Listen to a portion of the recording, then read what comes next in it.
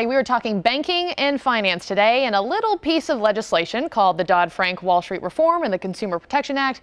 It was enacted by the Obama administration back in 2010, and now President Trump is calling it into question. And it's a move that Oklahoma bankers say they are saluting.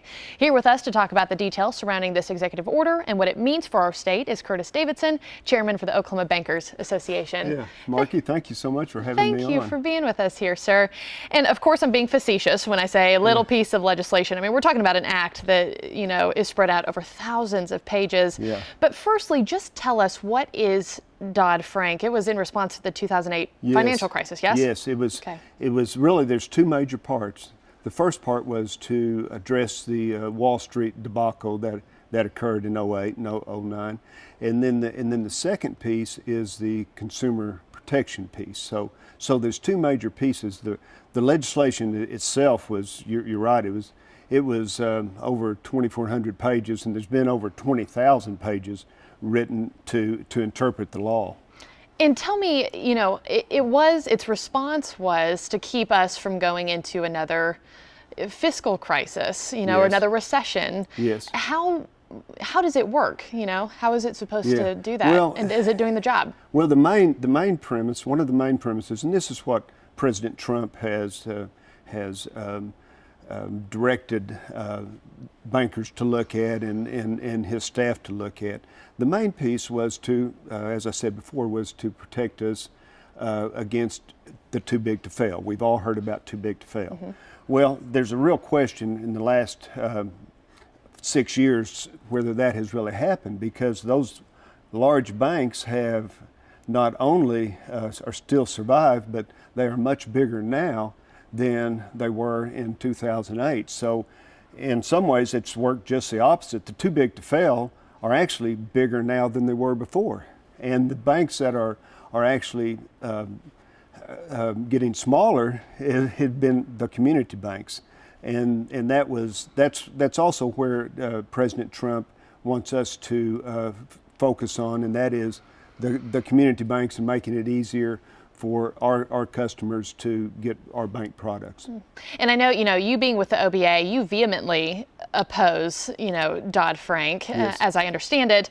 You know, but why? This is a response to try to keep us from going into another recession. A lot of people say, hey, what's wrong with that? You know, what's your biggest reason for why you are against what this has done? The biggest single reason is because we have not been able to serve our customer the way that we were able to serve our customer before 2008. Now, you have to remember, community banks in general, and Oklahoma banks in particular, were not responsible for the financial failure. In fact, we kept on lending through 09, 10. That's who did the lending, were the community banks. But because of all the regulations that that we have to follow, we are actually serving, in my opinion, serving our customer worse now than we were before. And, you know, you're talking about Oklahoma here. Do localize Dodd-Frank for us and what this has done to our banks, you know, not only banks and businesses, but consumers. You know, how has this affected our state in particular? I'll give you a perfect example. So 45% of community banks no longer do home mortgages.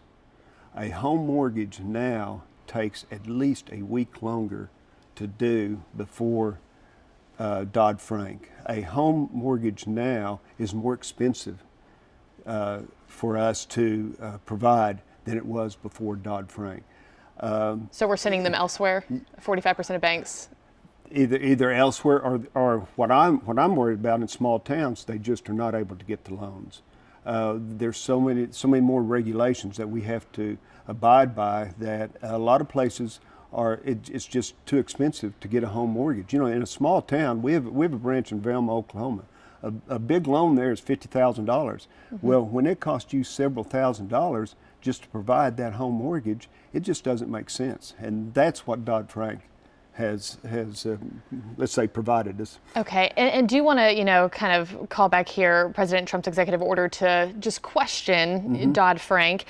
And from how I understand it, and please correct me if I'm wrong, but it's not, Trump is not wanting to completely do away with it, but rather dismantle certain regulations within Dodd-Frank. Is that correct? And what would you like to see done away with? I think his directive was was first go out there and look at the effects of Dodd-Frank. Is it helping the consumer? Number one, that's the most important thing. Number two, is it really having an effect on too big to fail? Is our banking system more prone to failure now than it was before 10? Number three, does it really incentivize, or does it really create a competitive marketplace for banks? We function very well with competition. That's what we do. So the more competition, the better the customer is. And then finally, a big piece is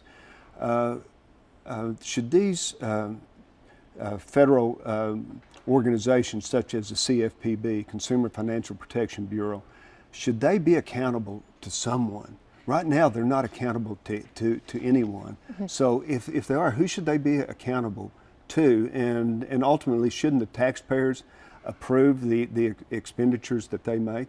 And Curtis, only a few seconds left here, so I just have one final question. If Dodd-Frank is in fact, not disassembled, what is the future? What does our financial future look like here in America? I think at Oklahoma, I think banks are resourceful. I think we will continue to provide our customers products, but what we would like to do is to provide more products and to have our customers have a much wider range of variety in their products and services. All right, Curtis Davidson with the Oklahoma Bankers Association. Thank you so much. Thank you. We appreciate your time.